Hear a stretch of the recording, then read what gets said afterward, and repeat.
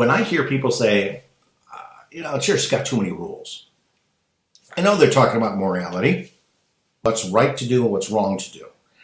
Most of the time when people say the church has too many rules, it really comes down to two things that they're talking about.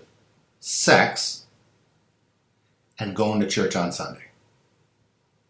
That's almost completely what everybody's talking about. Sex. Let's get through some of that. We teach that adultery is unacceptable. That Jesus himself said adultery was unacceptable. That the Jewish people were taught that adultery is unacceptable. What's adultery? Having sexual relations or some sort of intimacy with a person who's married to someone else. An extramarital affair. That is not acceptable. That is not acceptable. 2, fornication. Fornication is the sin of having sexual relations with somebody who is not your spouse, but is not married to somebody else. So you have not gotten married together, but you're already pretending like you're married. You're letting your bodies experience the rights that married couples have, even though you're not married. One of the biggest reasons why we have that rule is because we really want that sex be connected to a deep commitment. And that deep commitment is said publicly, and the community helps you to maintain that unity. If you don't have that level of commitment, giving your body and your sexuality over to somebody, the world knows this now. They're falling deeper and deeper into this pit. It is much more damaging than I was just having fun. That it affects a person's self-image. It affects them sometimes with sickness, but sometimes it affects just the way that they have other relationships with other people. And so it is really meant to be for marriage. Now, when it comes to cohabitation, living together, the church teaches don't do that, but there's a reason we teach that. It's not really a sin in and of itself. The problem is when you're living with each other, especially if you're attracted to each other, then you're in the occasion of sin. You're tempted. You're tempted to have sexual relations with each other. And it tells the rest of the community, nobody sees you behind closed doors. Everybody kind of assumes you're having sex with each other. And for most cases, when they're living together, they are having sexual relations with each other, even though they're not committed in the marriage commitment. So that's why it really has to do with fornication and the public view of it and the temptation to enter into fornication. So that's what that's all about. The purpose of sex is really fourfold. It's pleasurable, so it's something very natural that people find pleasure in. 2, it's meant to bring children into the world. 3, it's meant to increase intimacy in couples. Okay, so it strengthens a love relationship with each other. And 4, it's an honoring and sanctifying of the other person. Okay, if you don't have all 4 of those, then you're doing something wrong. If it's like we're doing a dirty act, a hurtful act, something that's not consensual, something that is not commitment-based, something that is not growing us closer to each other, then it's immoral. Then it's not acceptable. So we don't believe in hurting. We don't believe in degrading. We'd say, what does the church have to say about me in my bedroom? Well, love thyself and love your neighbor as thyself. Okay? Which means you can't take advantage of people like that or let others take advantage of you. So that's the reason behind that. Homosexuality. Homosexuality obviously does not have procreation as part of it, so therefore it's not one of the 4 goods. I can understand very much loving each other. I can understand looking for physical pleasure. I can understand looking for a sense that we're growing in our relationship with each other. However, it doesn't need to be sexual. If we take that part out of it, yeah, you do lose the pleasure, the personal pleasures part. You do lose that. But since there is no possibility of procreation, the church says, no, this is not what sex is about. This is, you can love each other. You can be loving to each other. You can be committed to each other. but it's not a marriage, because marriage has a lot to do with having children, and it has a lot to do with modeling other marriages which are designed for having children.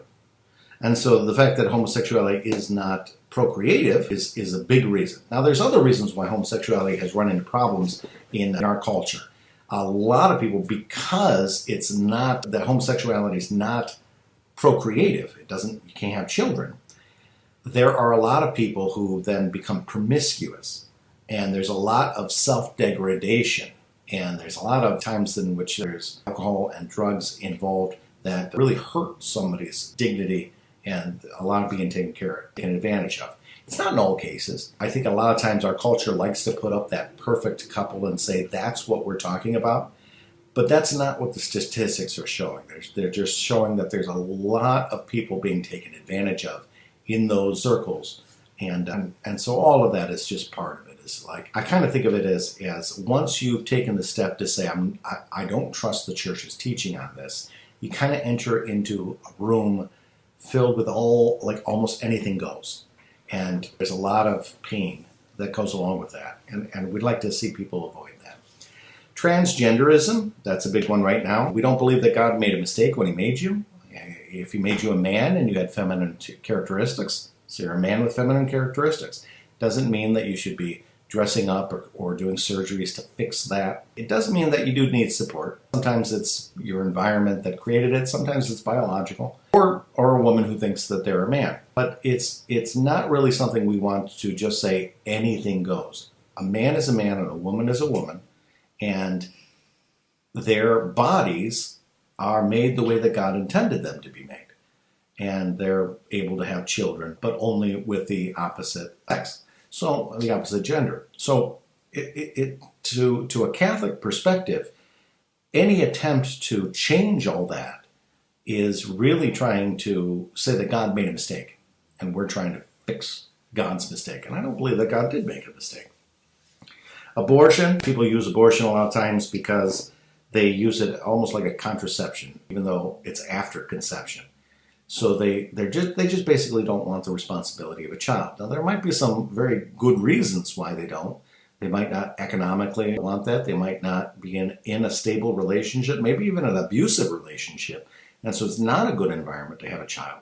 And so certainly we don't want that. So step one is we want to avoid fornication or adultery or abuse or rape or any of those things. We do not want people to be taken advantage of. So that's step one. Step two is if they are pregnant, we need to take care of them because a lot of times they don't feel the support from the normal networks. And so we are not called to be judgmental and shame them, but to help them in all ways that we can in preparation for them giving birth, medically, financially, emotionally.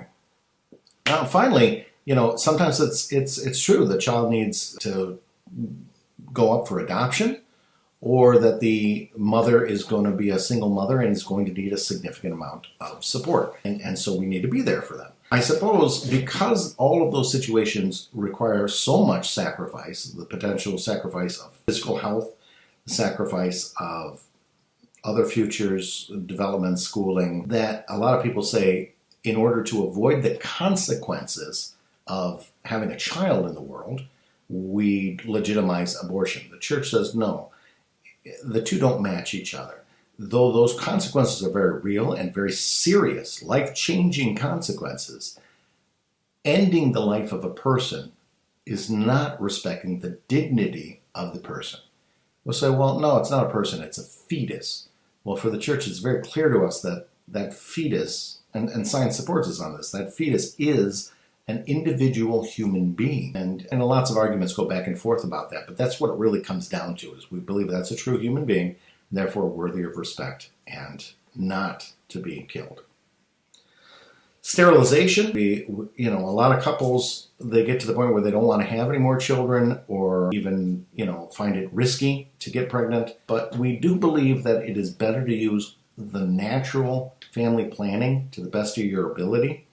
This is when it gets really, sterilization should not be the quick fix answer. I'll just do this, and then we can have as much sex as we want without worrying about kids. we have found that statistically speaking, it leads to some sort of degradation of the act of intimacy. So it doesn't bond the couple as much as before because it becomes almost inconsequential, which was the intention. I don't want consequences of pregnancy, but it becomes inconsequential. It's not so special. At least that's what the stats are showing. It also sometimes leads to infidelities, and it leads to sometimes feeling bad about oneself as a man or a woman. Somehow they've taken what was healthy and made it no longer functioning on purpose. And so there's complications there. Again, that one in particular, work very closely with your priest, with those who are doctors, medical, because of the nature of it. That might need further conversation to make the best choice possible, but the choice will be yours because of the law of the rule of subsidiarity, the principle of subsidiarity. The decision is yours, but we need to develop your conscience. What's the right way to do that? And that one in particular is it seems like black and white, but it can be difficult. Artificial contraception, that is not something we do. Kind of along the same lines, you're prohibiting the normal natural function. A lot of times artificial contraception was meant so that couples could have sexual relations without the consequence of pregnancy. I don't like to think of pregnancy as a consequence. And I also don't know that that leads to better marriages. It seems that it ends up being people who are not ready to commit to each other are using that so that they can get the pleasure without the responsibility.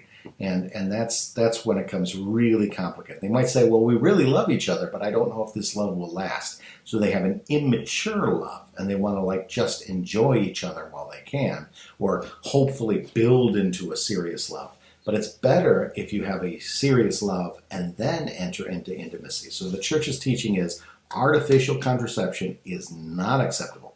Natural family planning is much better, and you can ask your classes about that. So that's sexuality in a nutshell. And yeah, it seems like there's a lot of rules. It's just a different context of the same basic rules.